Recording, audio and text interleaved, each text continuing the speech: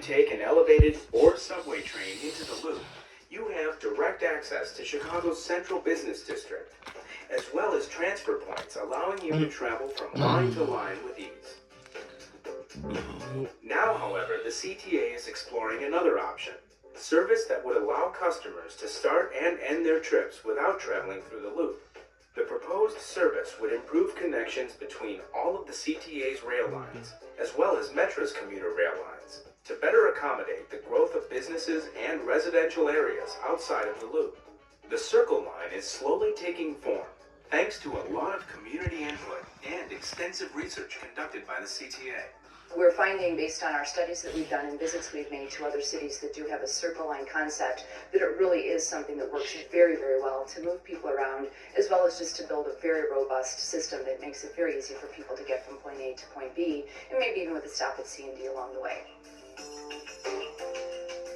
Of course, establishing a Circle Line, whether it's through new transit service or by expanding existing service, is a lengthy process, which begins years in advance of actually seeing those plans become reality. The CTA is currently in the alternatives analysis process for the Circle Line project, which is just one of several steps necessary for securing funding from the Federal Transit Administration's highly competitive New Starts Grant Program. A key part of the alternatives analysis process is not just to identify all the different physical alternatives and alignments that this transit infrastructure might take, but also to estimate the ridership and the relative costs and other factors like that. The Circle Line's alternatives analysis study began by looking at a wide area, from Pershing Road on the south to Western Avenue on the west, to Fullerton on the north, and the lakefront on the east. Through the analysis that's been done so far and incorporating the public input that's been provided, the corridor that is being looked at most closely runs along Ashland Avenue, roughly between Archer Avenue on the south and North Avenue on the north.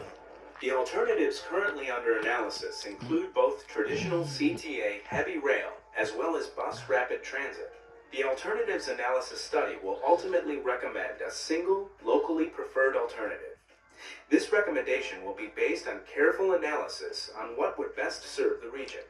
This is a major capital undertaking. It'll be an enormous investment for our system. This project not only involves improving existing infrastructure, but also adding new infrastructure, new track, and new stations serving the city in ways that are not presently available. An integral part of the Circle Line's alternatives analysis involves reaching out to communities and customers that may be affected by the proposed project and receiving their feedback. The community meetings held in the past year have been crucial to the CTA's planning process. Those community meetings were very informative in that they were able to not only inform us about what people's needs and concerns were, but folks asked a lot of very good questions that help us refine the direction that we're going with the project. The CTA is continuing to seek community input on the Circle Line. Those interested in providing feedback can email comments through the Circle Line webpage on the CTA website at www.transitchicago.com or call 312-681-2708. Community input is a key part of helping the CTA plan for the future. Throughout the process, we encourage people to remain in touch with us, whether they go to our webpage to see what's going on, come to our community meetings, or even just send us their comments or questions. Establishing a Circle Line is a rigorous process, but as always, the CTA is dedicated to expanding and improving service for customers. The Circle Line is just another way to make that happen. The CTA will continue to obtain public input before recommending a preferred alternative and beginning detailed environmental studies and design work in the years ahead. I usually get butterflies in my stomach. One of the biggest events in the city, the Chicago Marathon. All you have to do is step on board. Step on board. The LaSalle Bank Chicago Marathon is one of the premier running events in the world. The popularity on a local, regional, and national level has just become phenomenal. This year we have 40,000 participants, which is our cap participation. We filled that number at a record rate this year. The start and finish lines are in Grant Park, but the course takes runners and spectators on a world-class tour throughout the city. The marathon's unique route and easy accessibility for spectators are what makes this race so special.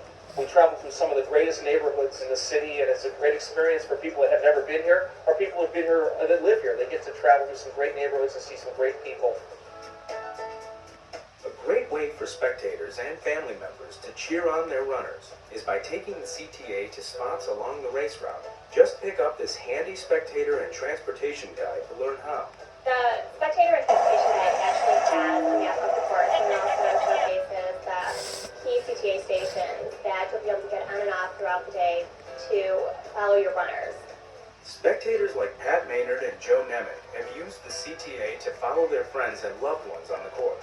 It's the fastest way. You certainly cannot get around as fast in a car. Just getting around from point to point is really easy. You get to see them at the front end, at Randolph when they start off. Then we head down south to Cermak in Chinatown, which is another great area. We watch them there. We come back up on the red line, and then we see them go into the finish line at mile 26. You're on the train with all these other people, who are just there to root on their friends and loved ones and stuff. So you see all these other people that are sharing this common experience, and it's really cool. The spectator guide is available at Starbucks and at the Health and Fitness Expo the 2 days before the race, and at various key CTA viewing stations on the course. The best way to ride the CTA during the marathon is by purchasing a one-day pass. It offers unlimited rides for only $5, so you can get on and off as many times as you wish.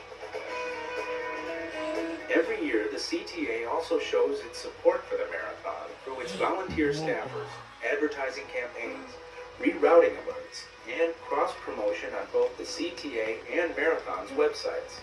CTA wants to show its support of the marathon and also the city of Chicago. You can ride the CTA to view your runners and also to travel through the diverse neighborhoods of the city of Chicago. The Saddleback Chicago Marathon partnership with the CTA has been a great relationship, and it's really enhanced the event and enhanced the event day experience. Whether you're a participant or a spectator, the LaSalle Bank Chicago Marathon is a wonderful, interactive day for everyone, and the CTA can be your guide. I really tell everybody, just go and see it. Even if you're not